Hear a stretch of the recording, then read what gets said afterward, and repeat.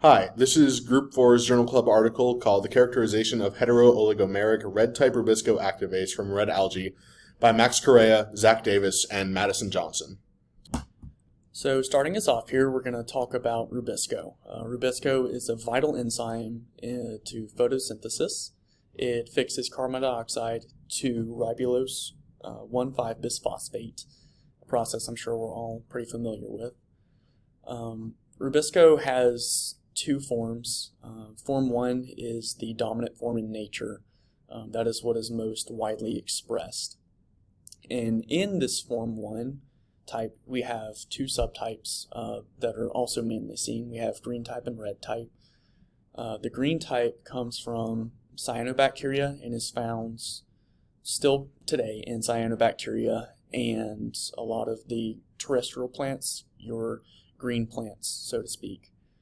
Red type Rubisco comes from proteobacteria and are still found in proteobacteria and several protist lineages as well.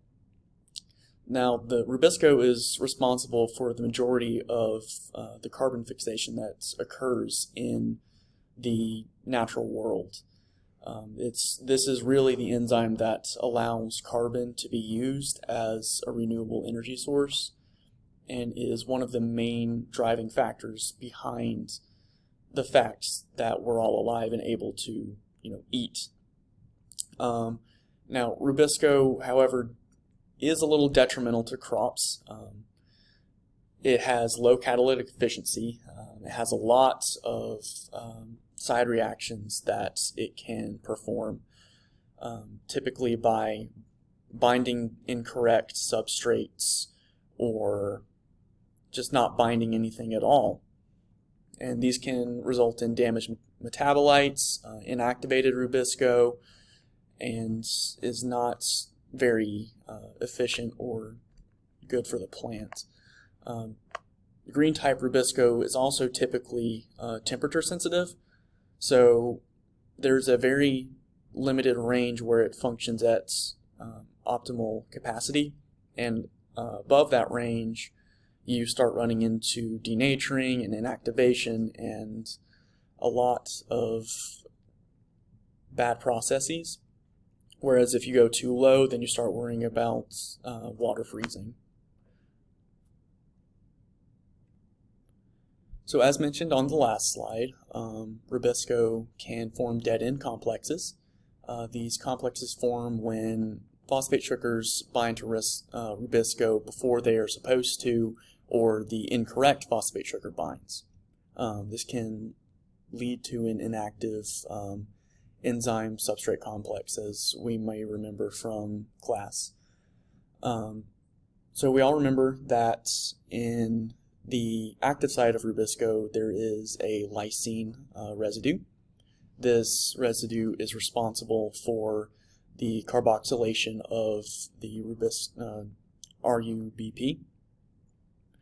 And if this lysine does not have the cofactors present, then the reaction cannot be performed. Now, this can happen when carbon dioxide and magnesium are not present, but this can also happen when the substrate binds too early and blocks the addition of the carbon dioxide and magnesium to the lysine. A couple of these sugars we have on the slide. Xylulose 1,5-bisphosphate XUBP is an incorrect phosphate sugar that can bind with Rubisco, and ribulose 1,5-bisphosphate or RUBP is the desired substrate, but if it binds too early, then it can block the carbamylation. Now, to get around this problem, nature has come up with a class of enzymes that will be called Rubisco activases, or RCA for short. These reactivate these dead-end complexes by forcing the substrate out of the active site, allowing the lysine to be carbamylated. These are classified as ATPases because they require ATP to function. They couple the reaction of a phosphate removal from ATP to the removal of the substrate from the active site. So we thought we would give you a little bit of background on the organism that's being studied by the paper. We have here an example of red algae in the ocean. Red algae is a protist and is a multicellular organism. And in fact, all plant-like multicellular protists are referred to as algae. This particular line comes from the red plastid lineage, meaning that it uses red pigmentation instead of green, as you would expect to find in chlorophyll plants. It also contains red type Rubiscos. Now, in this genome, we have the CBBX gene.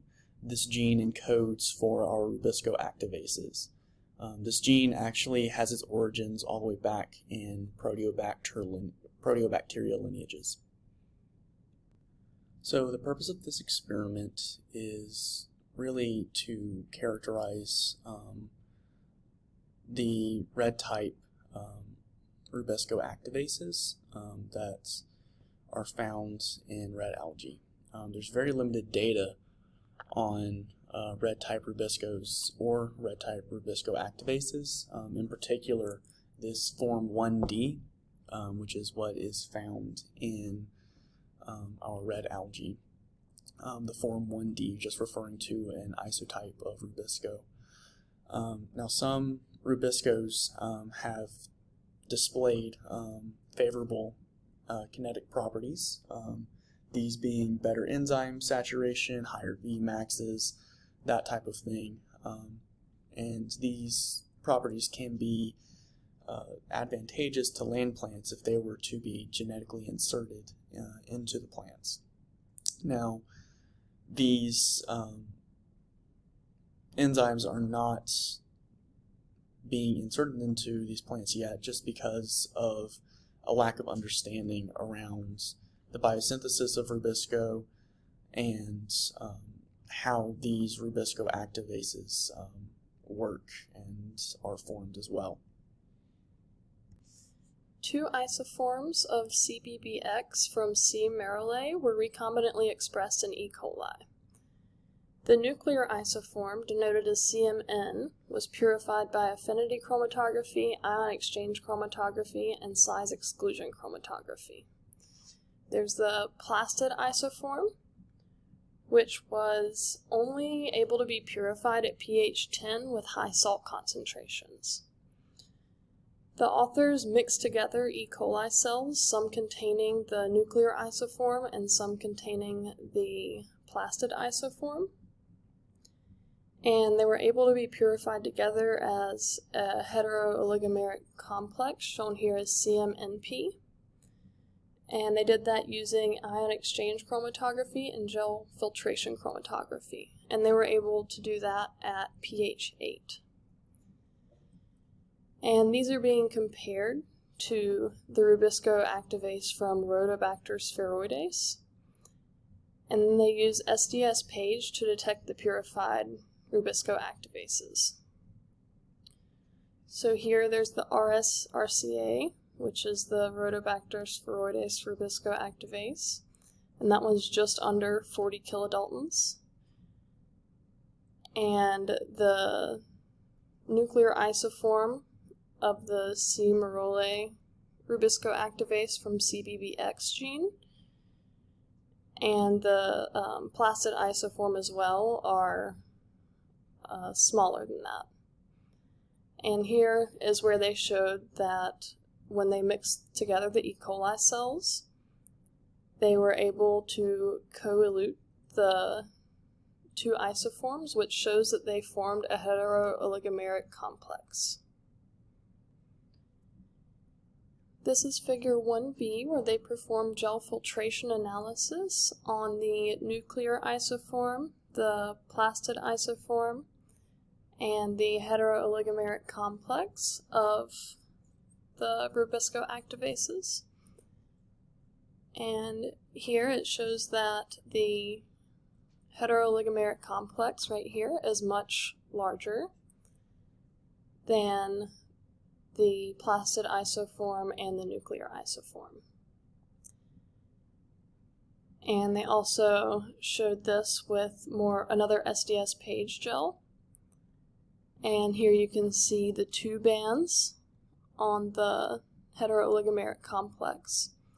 And they determined that the heterooligomeric complex is a hexamer with 3 of the nuclear Rubisco activase and 3 of the plastid Rubisco activases. So here the authors wanted to see whether the activase complexes were able to activate the Rubisco whenever it was in R. spheroides. So they showed that the activase, the heterooligomeric complex, converted ER, or the inhibited Rubisco, to E, the inactive form. When this happens, ribulose 1,5-bisphosphate leaves, and then Rubisco in the E, or inactive form, is converted to the active form, also known as ECM, by carboxylation and the addition of magnesium. In figure 1D, the authors measured the activity of the different Rubisco complexes, and they did this by measuring the amount of 3-PG, or 3-phosphoglycerate, that was made when Rubisco fixed carbon to ribulose 1,5-bisphosphate. So RS-ECM, the active Rubisco complex, was obviously highly active, and RSER is the inhibited Rubisco complex, and it's down here and has no activity. And those were the two controls for this. CMN, the nuclear isoform of the Rubisco activase, and CMP, the plastid form of the Rubisco activase, were not active individually, which is shown by these flat lines down here, but they were highly active together in CMNP, the heterooligomeric complex, and they were also fairly active with the reconstituted complex. So here they measured the ATPase activity of the APO enzyme, and then the Rubisco activase in the presence of Rubisco 1,5-bisphosphate, and then in the presence of Rubisco 1,5-bisphosphate and the inhibited Rubisco complex together. And they tested this on all of the Rubisco activases that they are looking at. So there was no ATPase activity in the nuclear isoform of the Rubisco activase or the plastid form of the Rubisco activase alone. In the heterooligomeric complex that was co-eluted, they saw a little bit of increase in the ATPase activity, and it increased the most in the presence of ribulose 1,5-bisphosphate and the inhibited Rubisco complex. And the reconstituted heterooligomeric complex had just about the same increase in ATPase activity. And the R. spheroides Rubisco activase had the highest increase in ATPase activity, going from very low, below 1,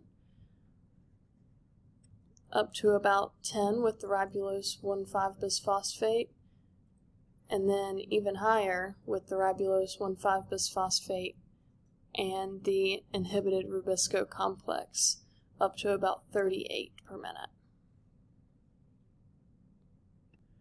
So in this slide, we're looking at the CMMP activity on reactivating deactivated or inactivated Rubisco. There were two forms that they looked at. a CM Rubisco that had either been inhibited with RUBP, which we can see over here in A, that is the CMER complex, or they looked at a known inhibitor of Rubisco, 2-carboxyarabinotol 1,5-bisphosphate. They used this inhibitor on a Rubisco that had all of the cofactors already in it. It had the carbamylation with carbon dioxide and magnesium in the active site, and they just blocked the active site using this inhibitor. And that is in figure B as well. And that is CMECMC. Now they ran 2 controls. They had CMECM, which is the active Rubisco, seen here in the black squares. They had the 2 inhibited controls, which here are the red circles. There's very little activity associated with that. And then they also ran the inhibited Rubiscos with the CMNP to determine activity. They measured this activity by looking at 3PG formation in solution. And CMNP was able to activate both enzymes pretty completely within 2 minutes of addition. So this slide is looking at the algal activase using a bacterial activase as a control. They measured this activity by looking at ATPase activity with larger numbers here showing higher activity. So there were 6 conditions that were run. The black is the APO, or the enzyme by itself without any cofactors or substrates or Rubisco added. The white is showing only RUBP being added. And then there were 2 other inhibited conditions that were used. There was the bacterial Rubisco that was either inhibited with RUBP or with the previously mentioned CABP. And then there was also algal Rubisco that had the 2 similar inhibitors applied to it as well.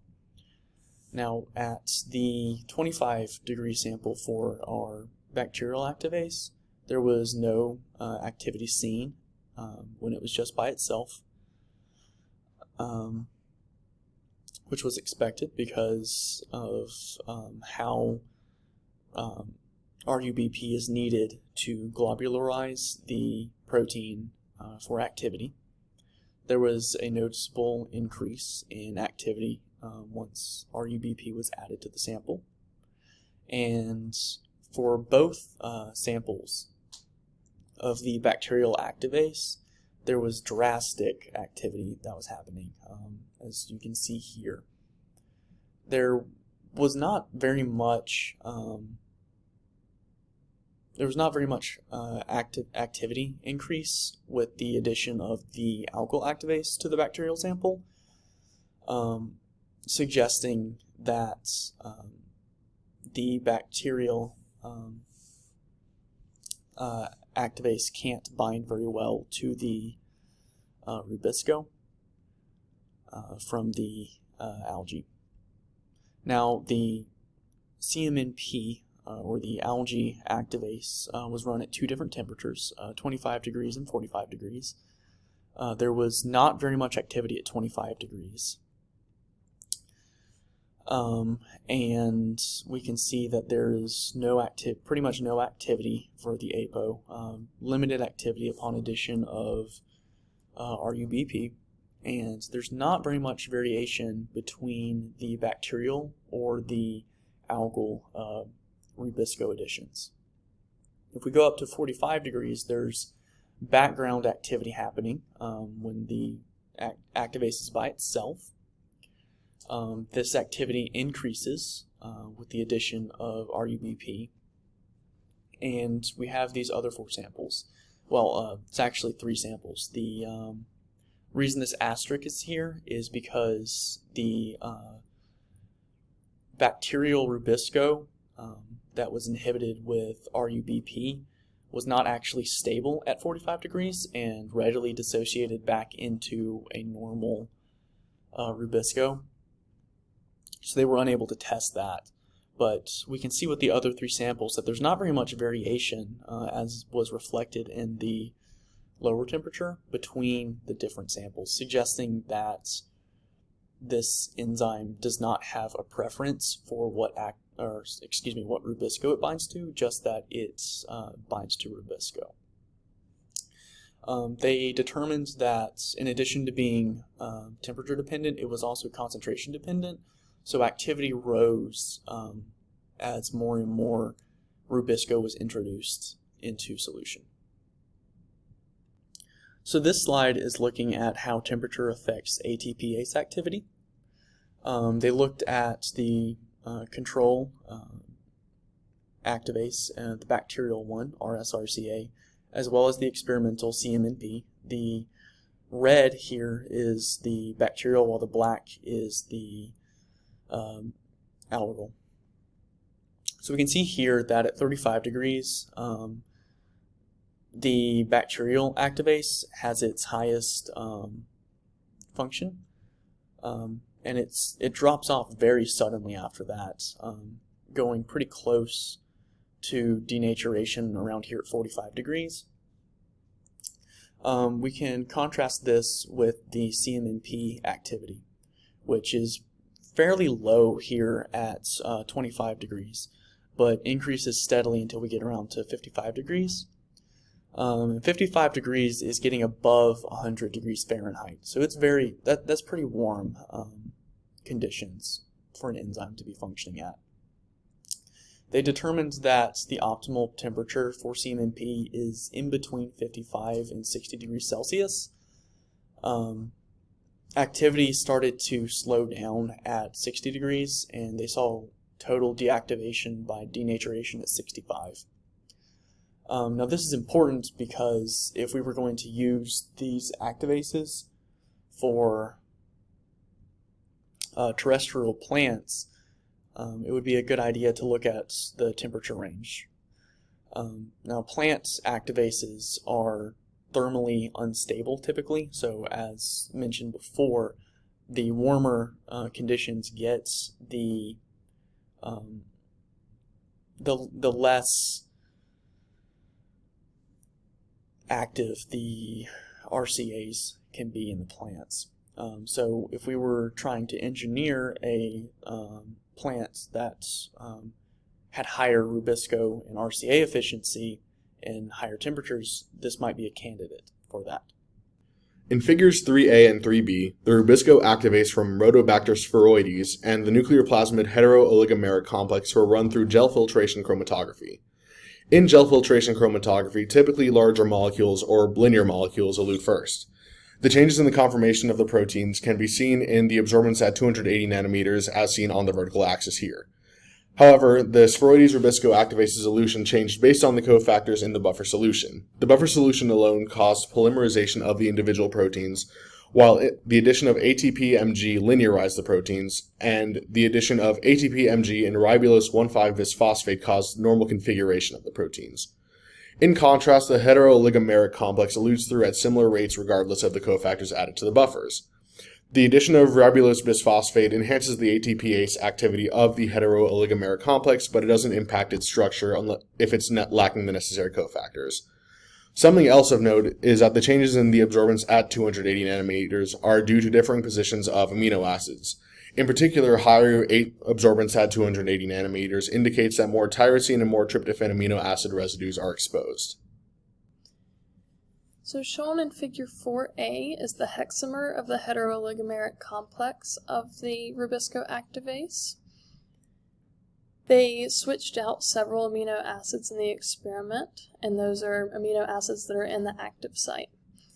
And they're shown right here. We have 2 arginines, a lysine, and a glutamic acid. And they did this to see how the activity changes whenever any of these residues are switched out. And they discovered that all the amino acids in the active site are highly conserved across the nuclear isoform of the Rubisco activase and the plastid isoform of the Rubisco activase. And they found that the arginine fingers use their positively charged nitrogen atom to hold phosphate into the ATP, and they ended up replacing this arginine 194 with alanine. And they also found that the Walker motif loop here binds phosphates, and so it binds the gamma phosphate on the ATP and kind of holds on to it whenever it's removed to make ADP. The first Walker loop had lysine 80 replaced with alanine, and Walker loop B had this glutamic acid replaced with glutamine. So figure 4b is showing mutations to the Walker B motif and the arginine finger, and how that affected the ATPase activity and the activase activity. So here it shows that any mutation to the arginine finger led to complete deactivation. There was no activase activity or ATPase activity of the Rubisco activase. And this isn't shown here, but any of the mutations they made to Walker loop A led to complete deactivation with no activase or ATPase activity. The Walker loop B mutation had different effects based on the subunit. So in the nuclear Rubisco activase, the mutation deactivated the enzyme almost completely. You can see a tiny bit of ATPase activity here, but it's not enough to really make a difference, and there was no activase activity. The Walker B loop mutation with the plastid Rubisco activase had higher ATPase activity, which is shown here, and this one had no activase activity. And then here's another one with the Walker B loop mutation in the plastid Rubisco activase, and this actually ended up having really high ATPase activity and pretty high activase activity as well. Combining the nuclear Rubisco activase with an arginine mutation and the plastid Rubisco activase with the glutamic acid mutation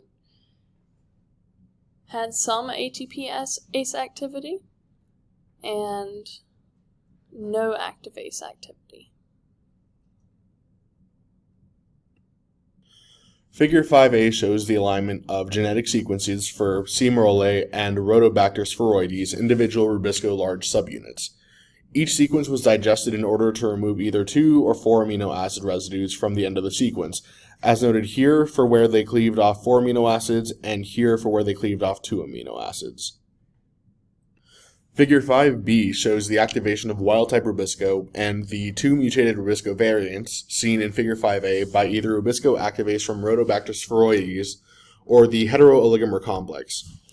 As seen in 5b, the wild-type Rubisco retained activity as expected, whereas the mutated Rubisco that had 2 less amino acids showed significantly less activity.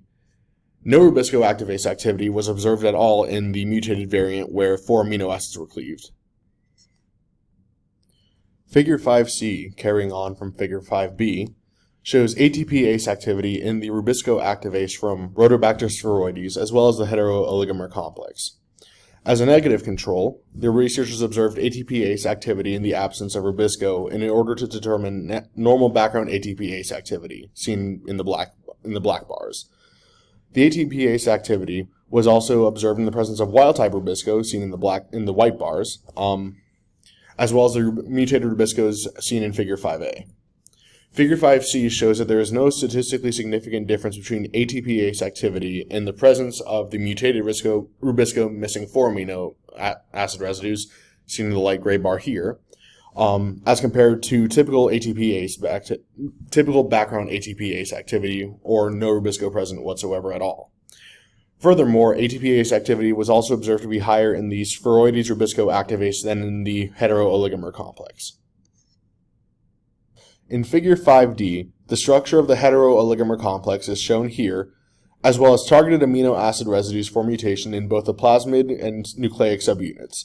The plasmid subunits are marked in orange, seen here, and the nucleic subunits are marked in blue, seen here.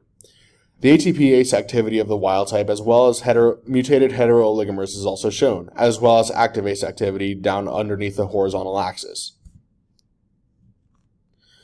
In this figure, the arginine residue is abbreviated as S's, seen here and here, in order to avoid confusion with another arginine mutation seen in Figure 4 that is marked as R. The targeted tyrosine residues are abbreviated as Y, here and here, as expected.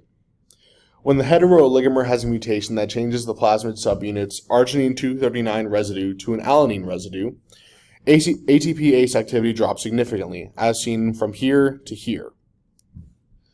Activase activity, seen underneath the horizontal axis here, also drops significantly to about 13% of wild type.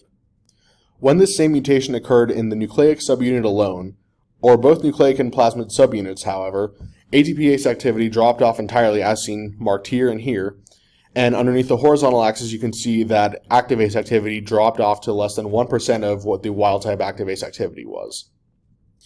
When the tyrosine 114 residue was mutated to alanine on the plasmid subunit, seen here, ATPase activity dropped again and Activase activity dropped to about 19% of wild type. Activase activity dropped to less than 1% in the complex when this tyrosine mutation was present in either the nucleic or both subunits, as seen here underneath the horizontal axis. The higher ATPase activity, however, seen in the nucleic tyrosine mutations, is caused by reduced steric hindrance at the active site, and the lack of Activase activity observed is due to the inability for inhibitors to be removed from Rubisco's active site. This paper concluded that the heterooligomer complex rescued inhibited red-type Rubisco complexes, and does so more efficiently with bacterial Rubisco than with bacterial Rubisco activase from Rhodobacter spheroides. It also came to the conclusion that regulation of the heterooligomer differed from that of spheroides Rubisco activase. Background ATPase activity was only slightly stimulated when the heterooligomer was introduced to ribulose 1,5-bisphosphate or inhibited Rubisco. In contrast, the ATPase activity increased significantly when spheroides Rubisco activase was introduced to ribulose 1,5-bisphosphate or inhibited Rubisco. Figure 5 concluded that due to the significant changes in ATPase and Activase activity depending on the mutated subunit and residue, the plasmid subunits of the heterooligomer coordinated the reaction, while the nucleic subunits performed the reaction itself.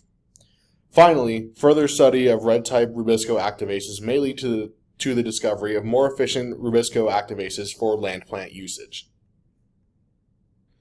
And here are our sources, and we wish you the best of luck in the class.